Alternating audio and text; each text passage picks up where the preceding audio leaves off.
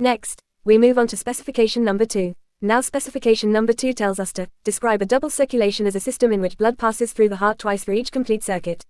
This means that when we study the circulatory system, we learn that there are actually two types of circulation working together in the body.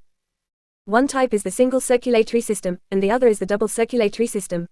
The key difference is that in a single circulatory system, the blood goes through the heart only once in a full circuit, whereas in a double circulatory system, the blood passes through the heart twice during each complete circuit.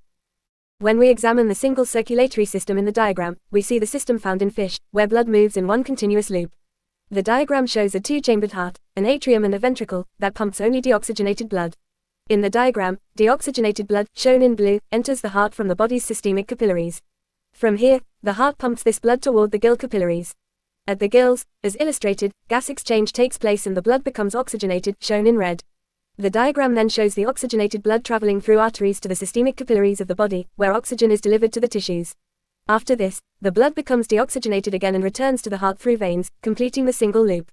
Overall, the diagram highlights that in a single circulatory system, blood passes through the heart only once during a full circuit.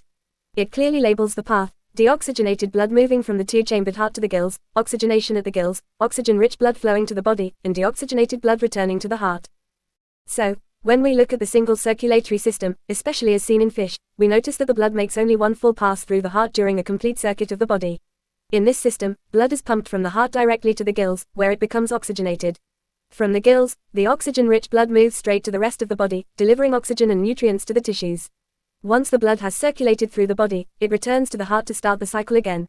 Since the blood travels through two sets of capillaries, first the gills and then the body, before reaching the heart, the pressure drops along the way. This is why the single circulatory system operates more slowly and is less efficient compared to double circulation.